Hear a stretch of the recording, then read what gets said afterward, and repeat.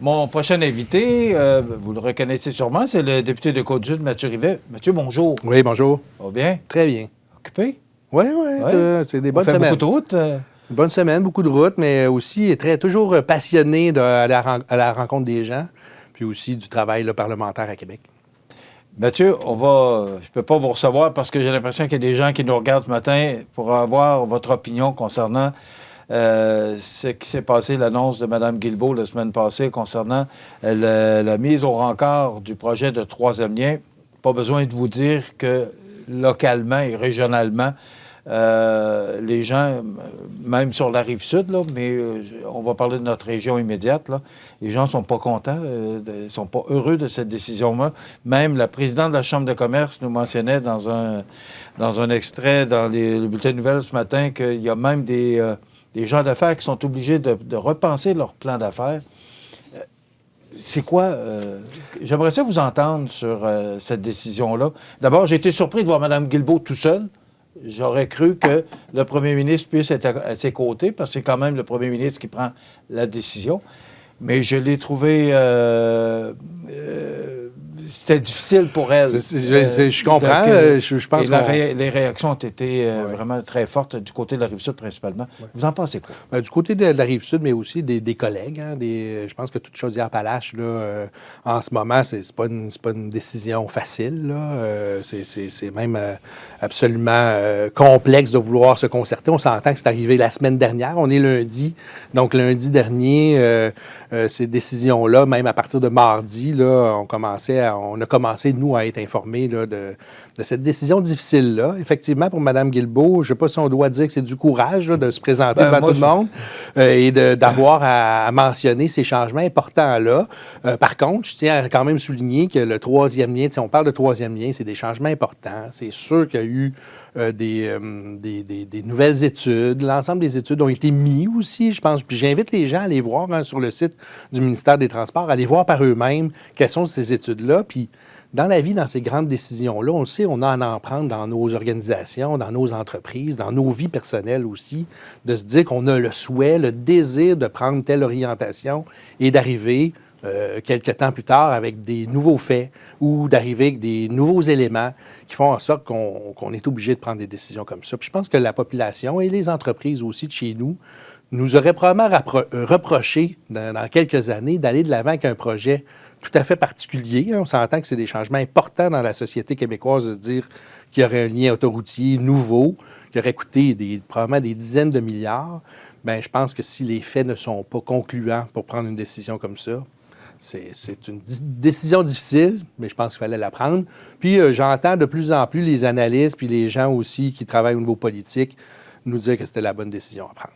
Oui, mais la campagne électorale d'octobre s'est faite principalement et pour plusieurs, dont M. Legault, s'est fait sur ce projet de troisième lien. Et quelques mois plus tard, on dit non, on met le frein puis Moi, personnellement, j'ai envie de vous dire, j'ai pas eu, là, dans la campagne électorale, à parler vraiment beaucoup du troisième lien. Je comprends très bien les entreprises d'ici, puis j'ai parlé avec Alexandra Lemieux aussi, puis avec les gens de la Chambre de commerce qui font un travail extraordinaire là, de vouloir aller à la rencontre de leurs entreprises, de le faire rapidement, puis de mettre sur pied le sondage qu'ils ont mis sur pied. Puis les éléments de réponse qu'ils vont avoir vont être importants pour moi, personnellement, mais aussi pour la suite.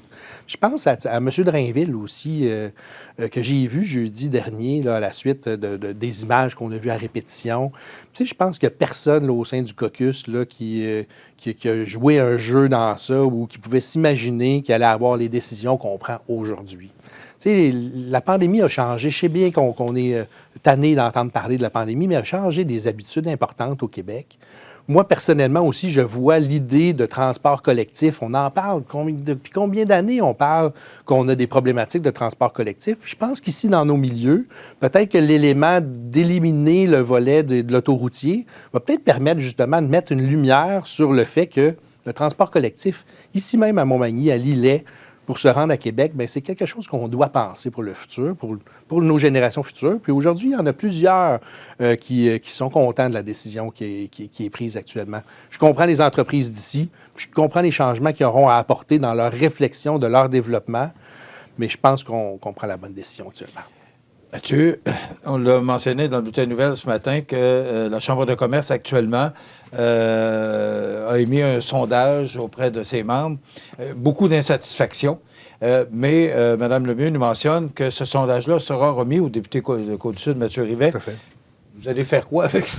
Bien, même si les gens démontrent leur insatisfaction, vous pouvez faire quoi? Écoutez, moi, j'ai envie de vous dire, d'abord, il y a des études qui se font là, environ aux 5 ans, l'orientation des déplacements puis de la façon qu'on organise des déplacements. Ces études-là vont continuer à avoir lieu.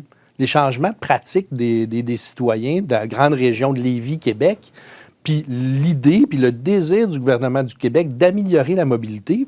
J'ai été au Bas-Saint-Laurent là, dans les derniers jours, vendredi dernier, pour annoncer plus de 424 millions d'infrastructures nouvelles puis de développement de nos routes, d'amélioration du secteur routier au Québec. Puis il y a eu la même chose dans Chaudière-Appalaches, des investissements majeurs qu'on n'a jamais vus au Québec. Bien, tu sais, je pense que tout ça fait partie d'un tout. Puis moi, je vais vous dire, je vais aller prendre les informations. Puis c'est important pour nous, comme députés, de savoir, OK, dans notre milieu, Chaudière-Appalaches, Montmagny-Lillet, quel est le pouls de nos entreprises? Parce que je pense que le travail de la Chambre de commerce, ça va être de nous informer des éléments qui touchent les entreprises. Après ça, on prend ça, puis on regarde l'ensemble de la population, des citoyens, du vieillissement de la population, de l'organisation des déplacements. C'est la décision difficile qui a été prise. Là. On s'entend que c'est pas de gaieté de cœur là, que le gouvernement du Québec, puis que M. Legault, puis nous-mêmes, on prend une décision comme ça. Moi, j'ai été informé. Je vais faire la même chose. Je suis le passeur des citoyens de Côte-du-Sud. Je vais prendre les éléments qu'on va recevoir, puis je peux vous dire qu'on a établi, puis ça, c'est important que les gens le savent, un beau dialogue entre la Chambre de commerce et le bureau, nos bureaux, puis l'équipe aussi de travail. Puis ça, c'est quelque chose que je trouve très important parce qu'ils ont une voix qui est importante de nos entreprises ici.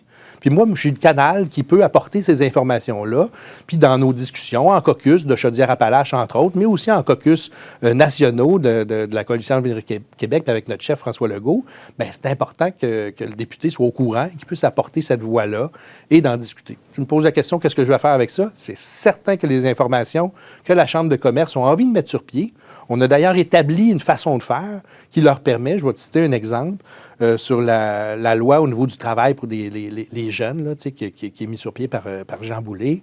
Bien, on a eu des discussions. La Chambre de commerce avait quelque chose à dire. On a pris les informations et on les a apportées dans les cabinets respectifs pour en parler. Puis il y a un écho vraiment favorable. Puis d'ailleurs, c'est vraiment une volonté qu'on a au niveau de notre bureau de pouvoir inviter là, quelques ministres à venir discuter puis prendre le pouls directement de la population. Puis avec la Chambre de commerce aussi, assurément qu'on va avoir des collaborations futures qui vont permettre aux gens de pouvoir s'exprimer, puis c'est ce qu'on souhaite. Vous êtes député d'une région de Côte-du-Sud, qui est une petite région par rapport à... Quand on la fait en voiture, on la trouve assez grande. Oui. M. Lehoulier, maire de Lévis, disait dans ses commentaires vendredi matin que les régions ramassaient les miettes. Êtes-vous d'accord avec ça? Non, je pense qu'il y a un équilibre à faire. Puis, le gouvernement le dit. Là, je viens de vous le dire, là, j'arrive du Bas-Saint-Laurent où est-ce qu'on a annoncé près d'un demi-milliard d'infrastructures. Il y a vraiment là, cette volonté-là de pouvoir améliorer nos régions. Moi, j'ai envie de vous dire qu'on aura toujours un travail de représentation à faire qui est important. M. Lehoulier a vécu quelque chose. On s'entend que aussi Bernard Drainville, qui est notre ministre responsable de Chaudière-Appalaches, oui. Je vous le dis, là, je pense que les gens, des fois, on a envie de dire, bien là, on le savait avant les élections, etc. Moi, je vous garantis le contraire, là, parce que dans mon cas, jamais ça s'est passé la semaine dernière. Là. Est-ce que ça s'est fait trop vite comme annonce? Est-ce que ça s'est fait... On s'entend dans la vie, on peut toujours améliorer la façon qu'on gère nos communications. En même temps, quelle est la façon, lorsqu'on a pris une décision aussi importante que celle d'arrêter l'autoroutier dans un tunnel qui aurait coûté des milliards de dollars, quel était le meilleur scénario? Est-ce que c'était Mme Guilbeault, M. Legault? Est-ce que c'était l'ensemble des députés de Chaudière-Appalaches? Je n'ai pas cette réponse-là. Je sais qu'actuellement, on s'entend qu'il y a des gens qui sont insatisfaits, des élus de notre région, des élus aussi particulièrement de Lévis puis de Bellechasse, entre autres. Bien, moi, le travail que je vais faire, ça va être d'accompagner mes collègues de Chaudière-Appalaches puis de la grande région de Québec à trouver le meilleur angle, puis pourquoi pas améliorer les communications futures dans des annonces similaires ou des éléments comme ça. Je pense que j'ai des choses à apporter. Puis je l'ai toujours dit, hein, moi, les choses que j'ai travaillées en campagne électorale puis que je continue à faire, c'est de valoriser le travail des élus, de faire en sorte qu'on prenne des bonnes décisions, qu'on amène des sous en Côte-du-Sud, puis dans différents secteurs. C'est le travail que je fais au quotidien. Est-ce que dans les miettes, il y a une 50aine de millions pour notre projet? Parce que M. Drainville est venu, là, il n'a pas voulu se prononcer sur... parce que je lui ai posé la question, puis il n'a pas voulu s'avancer. J'ai dit, est-ce qu'on pourrait avoir... penser à une pelletée de terre avant les prochaines élections? Mais est-ce que dans les miettes, il y a 50 millions pour le projet de complexe? Si M. Lehoulier appelle ça des miettes, mais moi, je vais appeler ça une très belle baguette de pain ou une viennoiserie de luxe. Mais je vous dirais que c'est un besoin qu'on a dans notre milieu. On veut s'assurer que ce projet-là puisse se tenir ici à Montmagny. Puis c'est le travail, encore une fois, que je fais d'une façon hebdomadaire. Puis je pense qu'on peut dire qu'on a une très bonne écoute, là. L'écoute est favorable là, pour la réalisation d'un tel projet parce que c'est un besoin concret qui vient toucher dans notre milieu d'éducation. Puis on le sait qu'on a besoin. Au niveau sportif aussi, puis au niveau culturel. Bien, je pense que les derniers mois m'ont permis, avec les gens du milieu concernés, là, de pouvoir, encore une fois, trouver le bon angle, les bons arguments pour placer ça aux bons endroits avec mes collègues qui travaillent à l'Assemblée nationale. Je pense qu'on a trouvé le bon chemin, puis maintenant, il faut juste avoir un peu de patience. Vous savez que ça nous inquiète, Mathieu, de voir le projet de troisième lien qui est mis au rencard. Dans des projets de 50 millions comme le nôtre, c'est une décision politique, bien sûr. Je ne peux pas vous cacher qu'il y a une inquiétude à savoir, est-ce qu'on rame de chacun de notre côté? Je pense qu'on est tous conscients. Je pense pas qu'on rame... de toute façon, les gens du milieu ont témoigné de leur accord et ont signifié d'une façon importante et majeure le soutien à ce projet-là, premier point. Deuxième point, on le sait, là, la Ville de Montmagny est obligée d'investir des centaines de milliers de dollars pour faire en sorte que notre piscine régionale intérieure, la seule qui existe dans plusieurs kilomètres à la ronde... 600 000 qu'on doit mettre là, pour... Exactement. Donc, je vous dirais, je pense pas qu'on est en train de ramer. Là. On est en train de bien définir le projet. Puis, tu sais, on parle de décision politique. Les éléments ne fonctionnent pas juste en se disant, OK, oui, on veut amener par décret ou par un projet. Il faut s'assurer qu'ils cadrent dans des programmes qui sont normés. J'ai fait ce travail-là dans les dernières semaines, accompagné des gens de notre milieu. On a eu une très belle collaboration avec le Centre de services scolaires, avec la MRC de Montmagny, avec qui on a travaillé très fort pour trouver cet angle-là. Puis vous le savez comme moi aussi qu'il y a un programme, d'ailleurs, en infrastructure sportive, qui n'est même pas encore, là, on l'appelle le PAFIR, mais avec ma collègue Isabelle Charret, qui va être mis sur pied dans les prochaines semaines. Fait qu'il y a un volet important et un financement important qui va être mis dans les infrastructures sportives.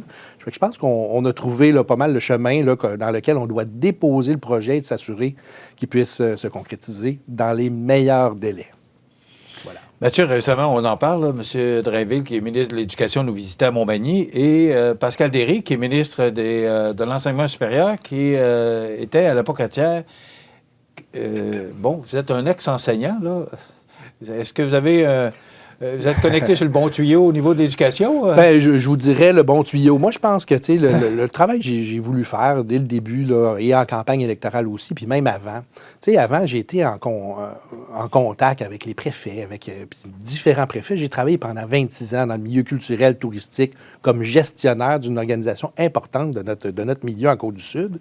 J'ai eu cette occasion-là de pouvoir moi-même être témoin de se dire, on a une région extraordinaire, vraiment belle, vraiment dynamique, audacieuse, qui a vraiment de l'audace. Et il n'y a peut-être pas tant de ministres ou de gens importants du gouvernement du Québec qui passent dans notre région puis qui s'y arrêtent et qui s'y intéressent. Bien, c'est une volonté que j'ai eue dès le début, puis de pouvoir démontrer puis de faire parler de Côte-du-Sud entre nous, hein, entre la MRC de Montmagny, Lillet et Kamouraska, du nord au sud, de l'est à l'ouest. Puis je pense avoir déjà mis des éléments sur pied qui nous permettent de développer ces canaux de communication-là, mais aussi à l'Assemblée nationale.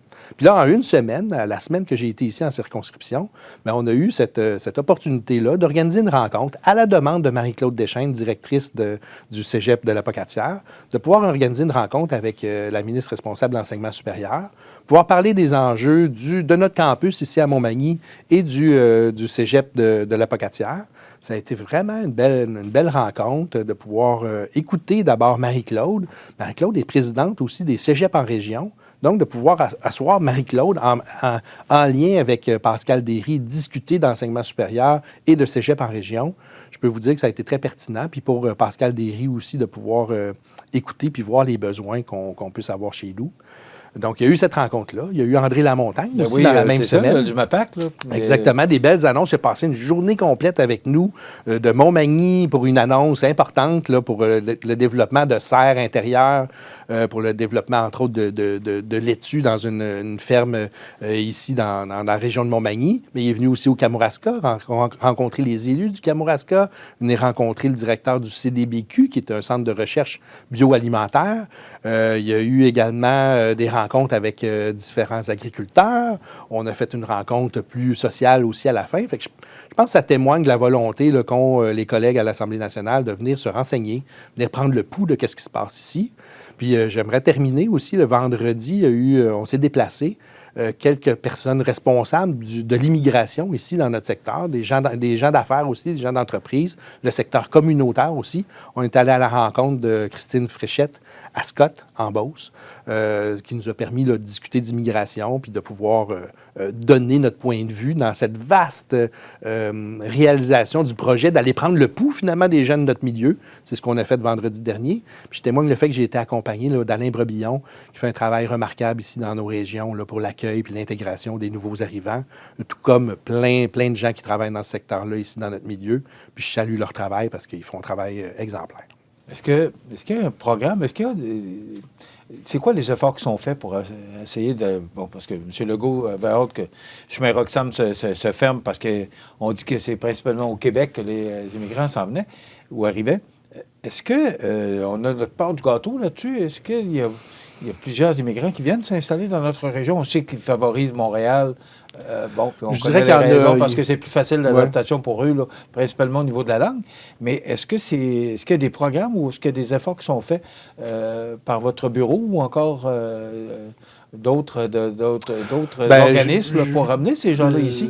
Nos différentes MRC ont des gens qui travaillent en accueil et en immigration. Quand on parle d'immigration, il y a plein de statuts, des statuts qui est géré davantage par le fédéral, d'autres qui est au provincial. Nous, le travail qui est fait actuellement, c'est de pouvoir régionaliser l'immigration.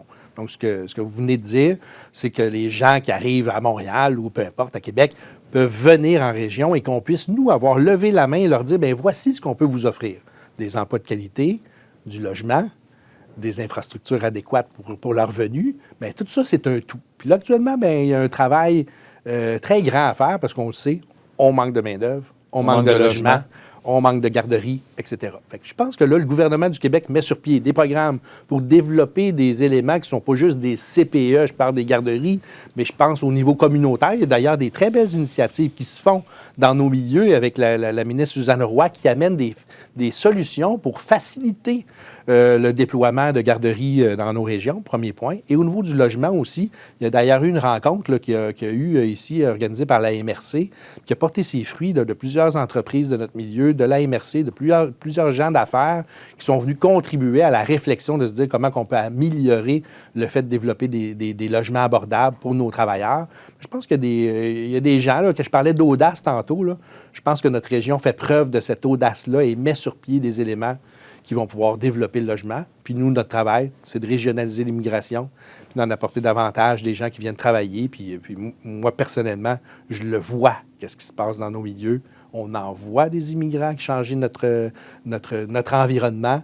Puis il y a plusieurs histoires de réussite. Puis encore une fois, je salue le travail des gens. Là, je pense à Hamilton aussi, que j'ai d'ailleurs vu au souper des enfants de cœur dernièrement, qu'on voit qui fait des chroniques ici, qui est très présent. Fait que, on se pose la question, est-ce qu'on voit quelque chose qui se passe? Je pense qu'on peut être témoin par le travail de ces gens-là, là, combien nos immigrants sont bien reçus ici, puis qu'il y a un accueil, une intégration qui est favorable à leur venue. Puis des entreprises qui ont besoin de cette main-d'œuvre-là. Je pense qu'il y a un beau partage actuellement. Puis moi, je suis très fier de voir le travail qui est réalisé et de voir les immigrants venir rajouter de la couleur dans notre belle Côte-du-Sud. Mathieu, je vais vous poser toute une question, mais vous êtes un nouveau député, mais vous étiez... la politique vous intéresse depuis... On en a jasé ensemble depuis des années. Donc, ça fait longtemps que vous pensez à occuper le poste que vous occupez maintenant. Mais est-ce qu'aujourd'hui, les défis sont plus grands pour un député, un ou une députée, là, mais est-ce que les défis sont plus grands? Parce que je vous écoute parler, là, puis il y a beaucoup de... On n'avait pas, là, dans le temps, l'immigration, on ne pensait pas à ça dans le temps parce qu'on avait le monde en masse pour pouvoir occuper les emplois de nos entreprises. Est-ce que les défis sont plus grands pour les députés d'aujourd'hui et de demain? S'ils sont plus grands pour les députés, je partage ces défis-là avec nos élus municipaux. Tu sais, on a une pression qui est assez grande, surtout dans des événements, je pense au troisième lien, par contre, à titre d'exemple. On vit cette situation-là et on remet en question, je pense à mon collègue Éric Kerr ou même M. Drainville, ou même moi, à la limite, de se dire, est-ce qu'on doit démissionner lorsqu'une décision comme ça est prise? On met une pression immense sur les gens qui sont des élus, qui donnent leur vie à faire en sorte d'améliorer ce que j'appelle le bien-être collectif et aussi notre bien collectif de notre société. Fait que je te dirais, oui, les défis sont immenses. En même temps, il a une valeur immense de se dire que lorsqu'on a ces défis-là et qu'on les réalise idéalement à 100% d'une bonne façon, bien, il est aussi quelque chose qui nous permet d'être conscient de se dire qu'on change quelque chose. Puis bien, moi, ces défis-là, entre autres le complexe culturel et sportif ici qu'on a à Montmagny, entre autres cette idée-là de travailler ensemble. Je pense à Frédéric Poulain qui vient de gagner l'élection à l'île aux Grues.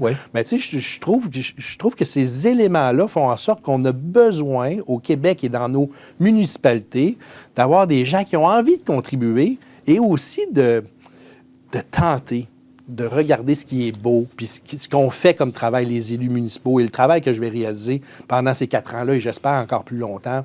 Je pense qu'il faut mettre une loupe, là, puis collectivement se dire, ces gens-là donnent leur vie à améliorer qu'est-ce qu'on veut faire au Québec de bien. Je pense qu'il faut le saluer aussi. Je dois vous arrêter. Il reste 40 secondes, rapidement. Êtes-vous pour ou contre la proposition d'augmenter le salaire de 30 000 des députés?